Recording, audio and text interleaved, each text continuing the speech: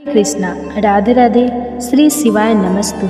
आप सभी माताओं एवं बहनों का मेरे YouTube चैनल वंदना काव्य में हार्दिक स्वागत है। आज आप सुनेंगे गर्भ कथा, लेकिन आज आप कुछ अलग जानेंगे।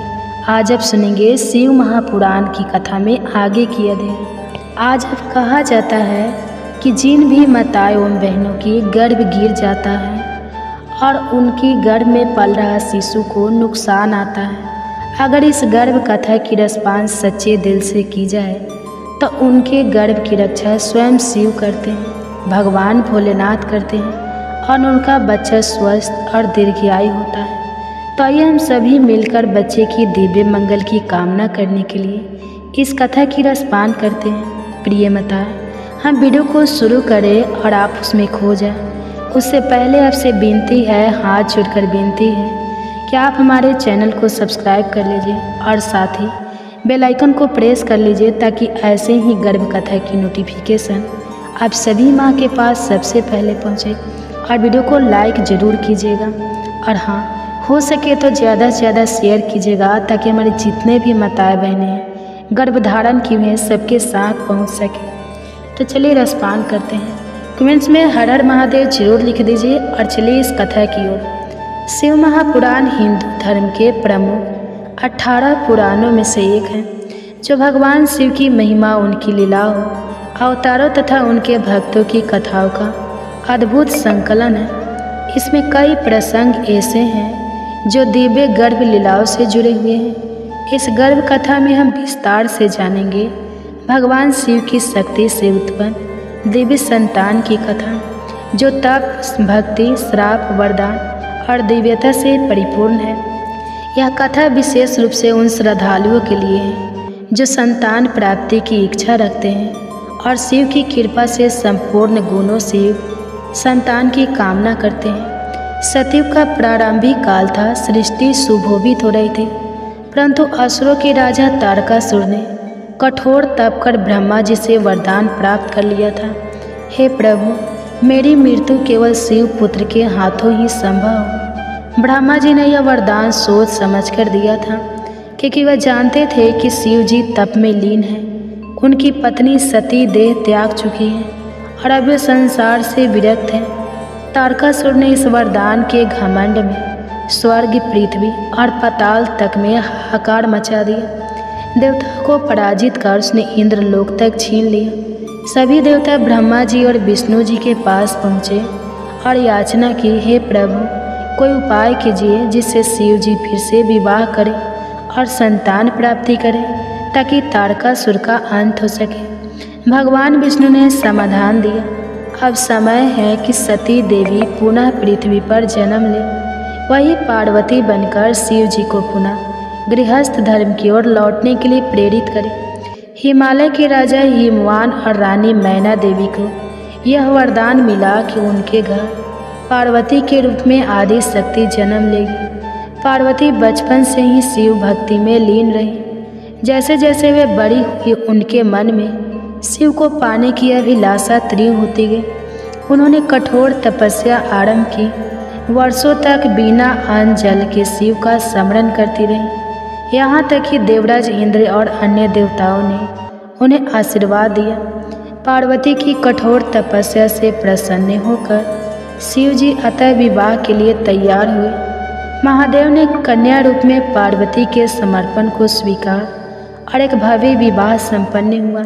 परंतु शिव जी जानते थे कि तारकासुर का वध तभी संभव है जब उनकी और पार्वती के योग्य से एक दिव्य संतान उत्पन्न हो। यह संतान साधारण नहीं हो सकती थी।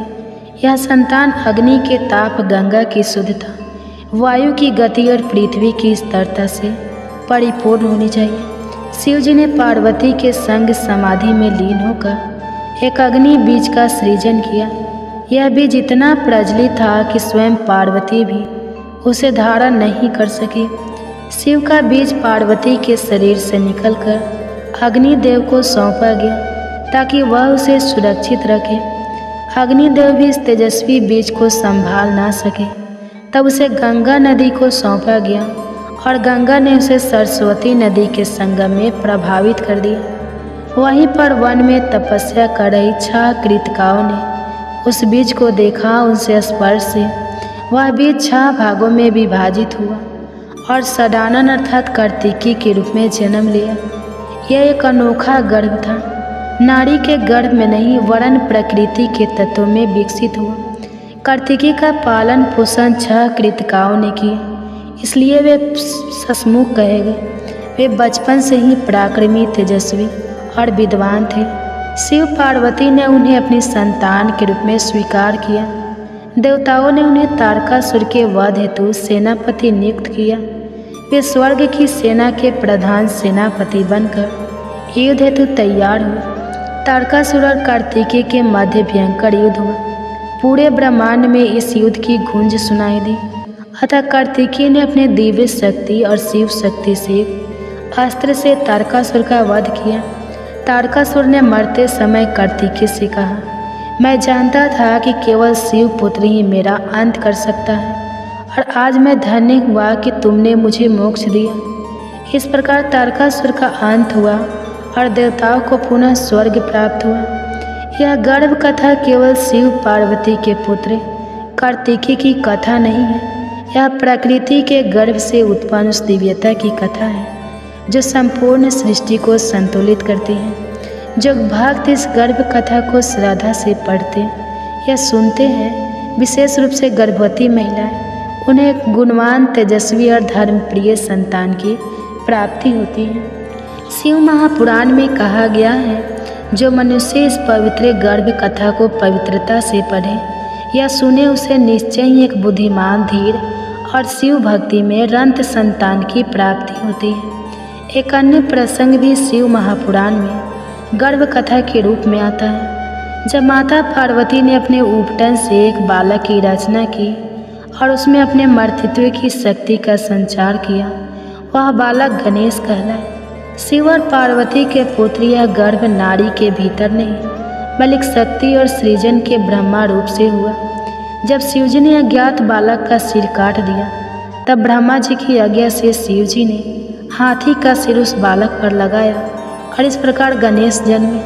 यह भी एक विलक्षण गर्भ कथा है जो यह सिखाती है कि मातृत्व केवल शरीर से नहीं, शक्ति और संकल्प से भी होती है। शिव महापुराण में यह भी कहा गया है कि जो स्त्री गर्भ काल में शिव कथा, शिव तांडव, पार्वती चरित्र और गणेश जन्म की लीलाएं सुनती है, उसके गर्भ में स्थित शिशु पर दिव्य प्रभाव पड़ता है।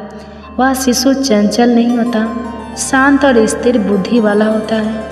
गर्भवती स्त्री यदि ओम नमः शिवाय का जाप करती है और शिव पुराण की कथाओं का श्रवण करती है, तो उसका गर्भ कल्याणकारी और सत्य गुणु बनता है। इस गर्भ कथा का पठन विशेष रूप से सोमवार, प्रदोष व्रत, महाशिवरात्रि और श्रावण मास में अत्यंत फलदायी माना गया है। श्रावण मास में प्रातः स्नान कर शुद्ध वस्त्र धारण करना चाहिए। शिवलिंग का रुद्राभिषेक करें। जल से, दूध या शहद से ओम नमः शिवाय मंत्र का जाप करें। फिर इस गर्भ कथा का श्रवण या पाठ करें। अंत में भगवान शिव से संतान सुख या संतान की मंगल कामना हेतु प्रार्थना करें। शिव महापुराण की यह गर्भ कथा न केवल आध्यात्मिक दृष्टि से महत्वपूर्ण है, बल्कि यह प्रतीत है कि दिव्य संतान केवल शरीर से नहीं, तप, संकल्प, श्रद्धा और ईश्वरीय कृपा से प्राप्त होती है। यह कथा शिव के उस स्वरूप को प्रकट करती है जो संपूर्ण से प्रसन्न होते हैं और भक्त की सच्ची भावना पर कृपा करते हैं। शिव महापुराण की गर्भ कथा को आगे बढ़ाते हैं। जैसे जैसे कथा आगे बढ़ती है, हमें शिव पार्वती की पारिवारिक लीला, संतानों की शिक्षाएं और उन शिक्षाओं का गर्भस्थ शिशु और माता पिता पर प्रभाव देखने को मिलता है। तारकासुर वध और गणेश के जन्म के बाद कैलाश पर्वत एक बार फिर आनंदमय हो उठा। पार्वती अब एक पूर्ण माता थी, एक और गणेश जो सौम्यता, बुद्धि और श्रद्धा का प्रतीक थे, और दूसरी ओर कार्तिकी जो वीरता, तेज और पराक्रम के प्रतीक थे। एक दिन माता पार्वती ने शिव जी से प्रश्न किया, स्वामी, मातृत्व केवल संतान को जन्म देने से पूर्ण होता है क्या, कि केवल रक्त संबंधी संतान ही संतोष देती है? शिव मुस्कुराए और बोले, मातृत्व एक भावना है, जन्म से कहीं बड़ा त्याग, ममता और धर्म है। जिस स्त्री में यह श्रद्धा हो कि वह संसार के कल्याण हेतु एक आदर्श शिशु को जन्म देना चाहती है, वही मातृत्व के लिए सबसे उपयुक्त मात्र है। पार्वती ने इस वचन को हृदय से धारण कर लिया। इस कालखंड में कैलाश की कथा दूर दूर तक फैलने लगी। कई ऋषि पत्नियां और देव कन्याएं पार्वती से मिलने आई। विशेषकर वे जो गर्भवती थी, पार्वती ने उन्हें गर्भ संस्कार की शिक्षा दी। स्वयं सात्विक भोजन, पवित्र विचार और शिव भक्ति से संतान कैसे होती है। शिव ने स्वयं कहा है, जो माता गर्भावस्था में शिव कथा सुनती है वह अपने गर्भस्थ शिशु को दिव्य ऊर्जा प्रदान करती है। इससे शिव गर्भ संस्कार परंपरा का जन्म हुआ। एक बार जब नारद मुनि कैलाश आए तो उन्होंने देखा कि कई ऋषि पत्नियां गर्भवती होकर शिव पार्वती की सेवा में लगी थी। वे शिव से बोले, हे नीलकंठ, क्या यह संभव है कि आपके और पार्वती माता की गर्भलीलाएं कलयुग में भी प्रभाव छोड़े। शिव जी ने उत्तर दिया, नारद, समय के साथ युग बदलेंगे, भावनाएं बदलेगी, लेकिन शिव तत्व और मातृत्व की सच्चाई सदा स्थिर रहेगी। कलयुग में भी यदि कोई स्त्री गर्भकाल में यह कथा सुनती है तो उसके गर्भ का शिशु निश्चय ही तेजस्वी, संयमी और गुणवान होगा। नारद मुनि बोले, तब मैं इस गर्भ कथा को त्रिलोकी में प्रसारित करूंगा। यह कथा भविष्य में गर्भ व्रत कथा के रूप में श्रावण मास सोमवार व्रत या महाशिवरात्रि पर सुनी जाएगी। शिव ने आशीर्वाद दिया, जो कोई स्त्री इसे पाठ या श्रवण करेगी वह कष्टों से मुक्त होकर समृद्धि, संस्कारी और शिव प्रिय संतान को जन्म देगी। उसका गर्भ शिवमय होगा। गर्भवती महिलाओं के लिए विशेष शिव मंत्र है, ओम नमः शिवाय। इसे जप करने से मानसिक शांति हेतु होता है। ओम समेश्वराय नमः शीतलता और भावनात्मक संतुलन हेतु। ओम कार्तिकाय नमः शिशु में तेज, बल और साहस हेतु। ओम गणपते नमः शिशु में बुद्धि और सौम्यता हेतु। ये थे शिव महापुराण में गर्भ कथा। तो प्रिय माताएं, आपको कैसा लगा वीडियो में कमेंट्स करके ज़रूर बताएं। अगर वीडियो अच्छी लगी है तो प्लीज़ लाइक कर दीजिए, और अगर अभी तक आपने मेरे चैनल को सब्सक्राइब नहीं किया है तो प्लीज़ आपसे विनती है कि आप अपने बच्चे की दिव्य मंगल की कामना करने के लिए इस कथा को लाइक करें और हमारे चैनल को सब्सक्राइब करके साथ ही बेल आइकन को प्रेस कर लें, ताकि ऐसे ही गर्भ कथा की नोटिफिकेशन आप सबके पास सबसे पहले पहुँचे, और हो सके तो ज़्यादा से ज़्यादा और भी गर्भवती माताओं के पास शेयर करें। क्या पता उनके भी घर में कोई छोटा सा पुत्र गणेश के जैसा पाने की लालसा हो। तो आप सुनिए गर्भ कथा। लेकिन आज आप कुछ अलग जानेंगे। आज आप जानेंगे शिव महापुराण कथा में आगे का अध्याय गर्भ कथा। तो आइए बड़े ही प्रसन्न चित्तमन से इस कथा की रसपान करते हैं। कहा जाता है कि जिन माताओं एवं बहनों की अभी तक गोद नहीं भरी है और संतान की लालसा रखती हैं, अगर इस शिव महापुराण की कथा, पूरी कथा सच्ची और श्रद्धा मन से इस कथा की रसपान करेंगी तो सावन मास में भगवान शिव की कृपा उन पर बनी रहेगी और जल्दी ही भगवान शिव उनकी गोद हमेशा के लिए भर देंगे। और जिन माताओं एवं बहनों की गर्भ में शिशु पल रहे हैं, कहा जाता है कि इस दिव्य मंगल कामना करने के लिए इस कथा की रसपान करेगी सच्चे दिल से तो उनका बच्चा दीर्घायु होगा और स्वस्थ होगा। तो आइए हम सभी माताएं एवं बहनें मिलकर अपने बच्चे की दिव्य मंगल की कामना करने के लिए इस गर्भ कथा की रसपान करते हैं। प्रिय माताएं, वीडियो थोड़ा लंबा होगा लेकिन ध्यान से पूरा जरूर सुनिएगा, क्योंकि अच्छी कथा है, आपको अच्छा महसूस होगा।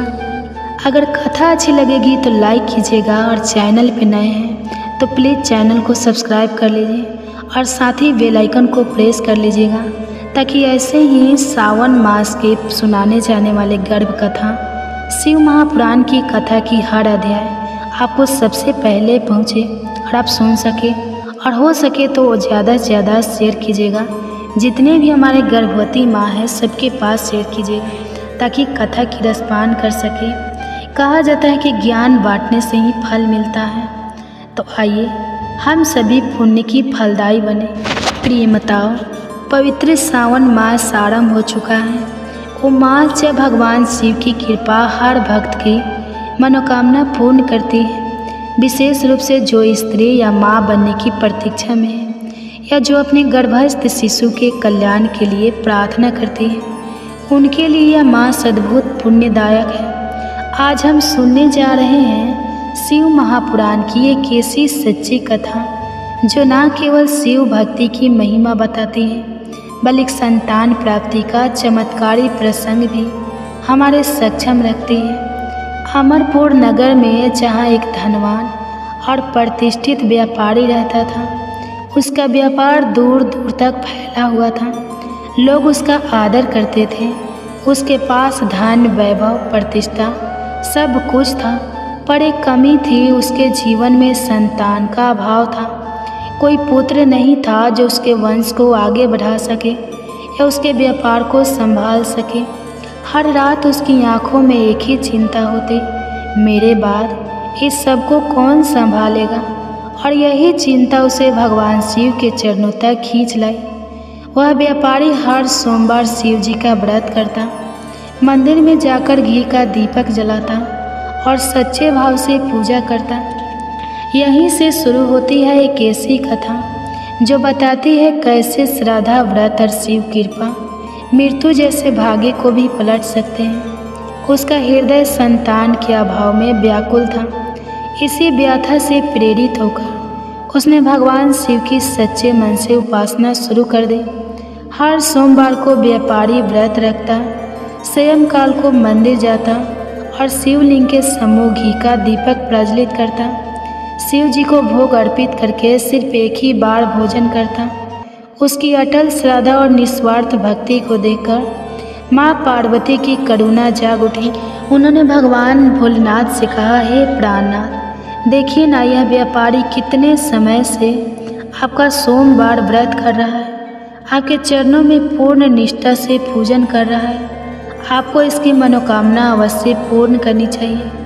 भगवान शिव मंद मुस्कान के साथ बोले, प्रिय, इस संसार में प्रत्येक जीव को उसके कर्मों के अनुसार ही फल मिलता है। जैसा कर्म वैसा फल, यही सनातन नियम है। परंतु माँ पार्वती का हद शांत नहीं हुआ। उन्होंने फिर आग्रह किया, हे प्रभु, यह भक्त तो आपका अनन्य उपासक है, प्रति सप्ताह व्रत करता है, पूजन करता है और केवल आपको भोग लगा कर ही अन्न ग्रहण करता है। आप इसे पुत्र प्राप्ति का वरदान अवश्य दीजिए। माँ पार्वती ने भगवान शिव से बार बार आग्रह किया और अतः शिव जी ने कहा, ठीक है पार्वती, मैं इस व्यापारी को पुत्र प्राप्ति का वरदान तो दूंगा, लेकिन उसका पुत्र सिर्फ 16 वर्षों तक ही जीवित रहेगा। उसी रात भगवान शिव ने उस भक्त व्यापारी को स्वप्न में दर्शन दिए। मुस्कुराते हुए उन्होंने कहा, तू वर्षों से मेरी भक्ति करता रहा है, सोमवार का व्रत रखता है, मैं तुझ पर प्रसन्न हूँ, तुझे पुत्र की प्राप्ति होगी। वह स्वप्न जैसे ही टूटा, व्यापारी की आंखों में अश्रुधारा बह चली। खुशी भी थी, लेकिन साथ ही गहरी चिंता भी। भगवान ने पुत्र का वरदान तो दिया था, पर साथ ही उसकी अल्पवायु की छाया भी बता दी थी। फिर भी उसने अपनी भक्ति में कोई कमी नहीं आने दी। हर सोमवार वह पहले की तरह ही व्रत करता, भगवान शिव का दीप जलाता, पूजन करता और एक समय भोजन करता। कुछ महीनों बाद शिव कृपा से एक अति सुंदर पुत्र का जन्म हुआ। घर में जैसे खुशियों की बाढ़ आ गई। चारों ओर उल्लास था, बधाइयाँ थी, उत्सव था, संगीत था। पर उस व्यापारी के भीतर एक अद्भुत अदृश्य चिंता अभी बैठी थी। वह जानता था इस पुत्र का जीवन लंबा नहीं, और यही बात उसने अपने हृदय में ही छिपा ली। घर में कोई नहीं जानता था। उस वरदान का पूरा रहस्य उस दिव्य बालक का नाम अमर रखा गया।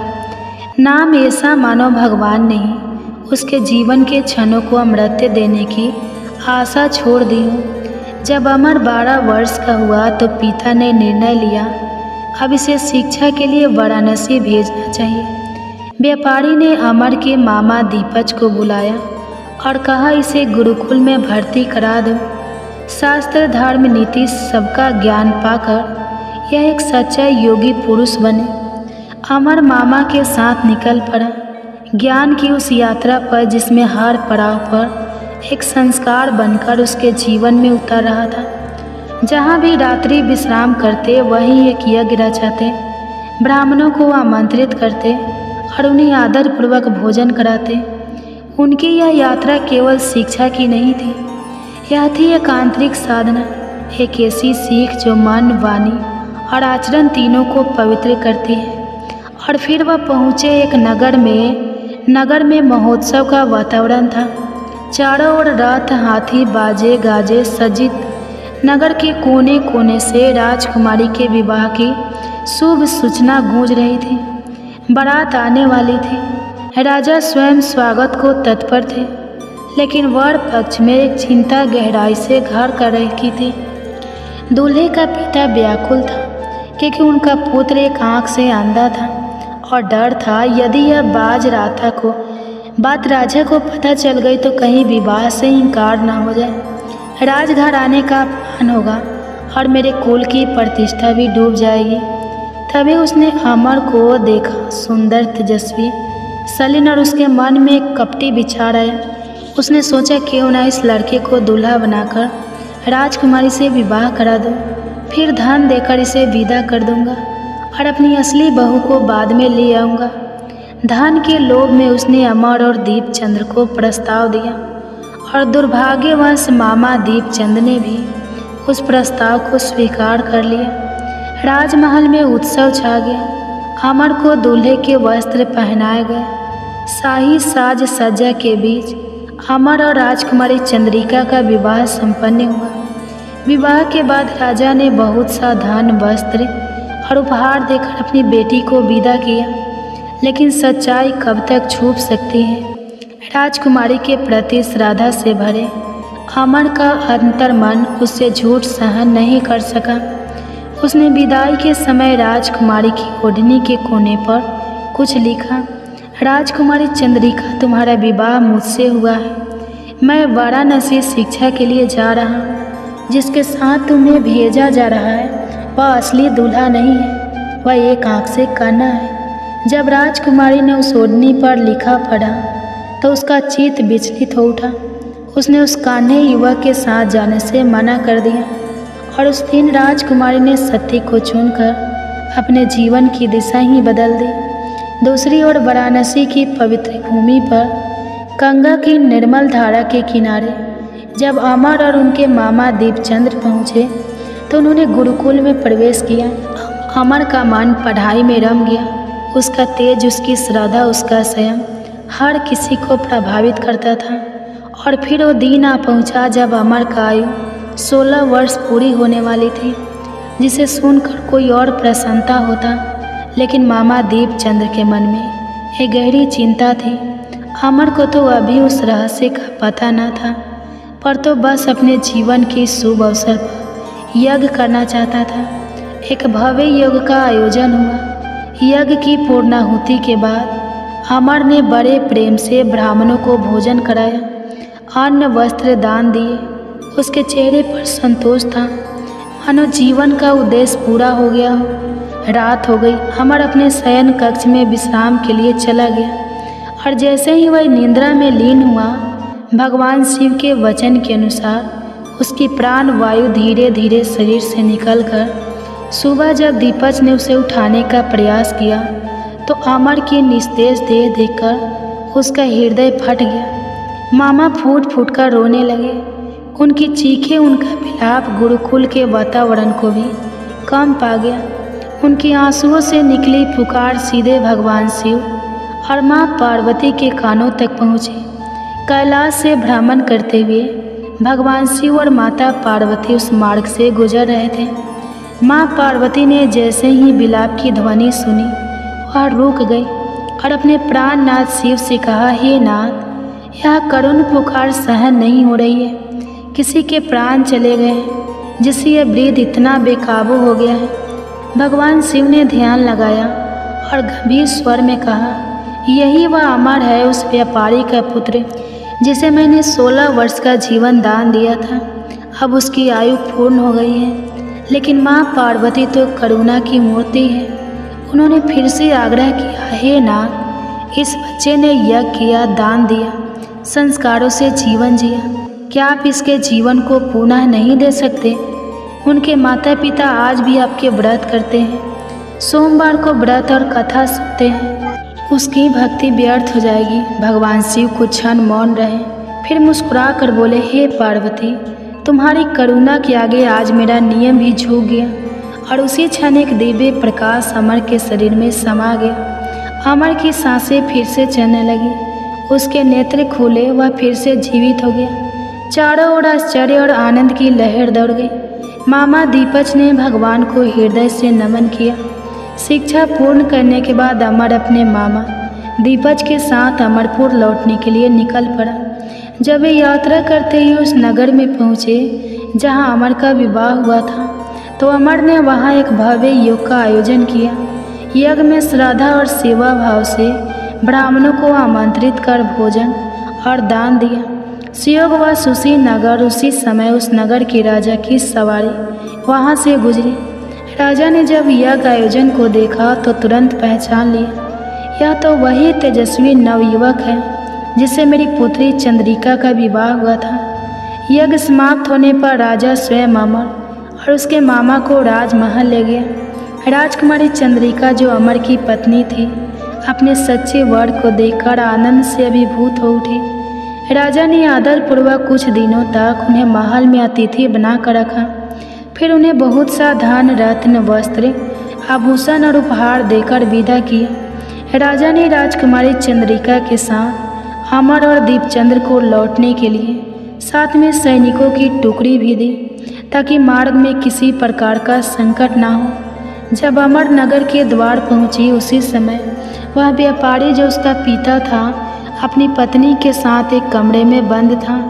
उन्होंने प्रतिज्ञा कर रखी थी, यदि बेटे की मृत्यु की सूचना आई तो हम दोनों जीवन त्याग देंगे। परंतु जैसे ही नगर के द्वार से एक दूत ने सूचना दी, आपका पुत्र अमर सकुशल लौट आया है और उसके साथ है आपकी सुंदर पुत्र वधू।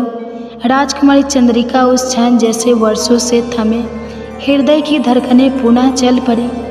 व्यापारी और उसकी पत्नी दौड़कर नगर के द्वार पहुँचे, जहाँ उन्होंने अमर और चंद्रिका को देखकर वर्षों का संचित दुख, चिंता और तब सब बहा दिया। आंसुओं की धारा में रात्रि को जब व्यापारी गहरी नींद में सोया, स्वप्न में स्वयं भगवान शिव प्रकट हुए। उनकी दिव्य मुस्कान और शांत मुख से शब्द निकले, हे श्रेष्ठ व्यापारी, तेरी श्रद्धा और भक्ति से मैं प्रसन्न हूँ। सोमवार व्रत और व्रत कथा श्रवण से तेरे पुत्र को दी गई 16 वर्षों की आयु को मैंने बढ़ा दिया है। अब तेरा पुत्र दीर्घायु होगा और तेरा कुल तेजस्वी बनेगा। सुबह उठते ही व्यापारी की आंखों से अश्रु बह निकले, पर अब यह आंसू किसी दुख के नहीं, बल्कि शिव की कृपा, एक पिता की पूर्णता और मातृत्व की आंचल में भरे नई खुशियों के थे। शास्त्रों में कहा गया है, जो भी स्त्री या पुरुष सावन मास में सोमवार का व्रत करता है, श्रद्धा से भगवान शिव की कथा सुनता है, उसकी हर मनोकामना अवश्य पूर्ण होती है। जैसे उस व्यापारी को वर्षों के बाद संतान प्राप्त हुई और पुत्र को दीर्घायु का वरदान मिला है, वैसे ही गर्भवती माताएं यदि सावन मास में श्रद्धा से शिव जी को प्रार्थना करें, उसकी व्रत कथाएं सुने, तो उनके समस्त शिशु को भी दिव्य गुण, बुद्धि और आयुष्मान होने का आशीर्वाद प्राप्त होता है। हे भगवान भोलेनाथ, जिस प्रकार आपने उस व्यापारी को श्रेष्ठ संतान दी, वैसे ही कृपया हमें भी एक संस्कारी, तेजस्वी, दीर्घायु और दिव्य गुणों से युक्त संतान प्रदान करें। आपका चरणों में नित्य प्रणाम है। आपका आशीर्वाद हमारी कोख और हमारे शिशु की सदैव रक्षा करें, आज और जीवन भर के लिए। हर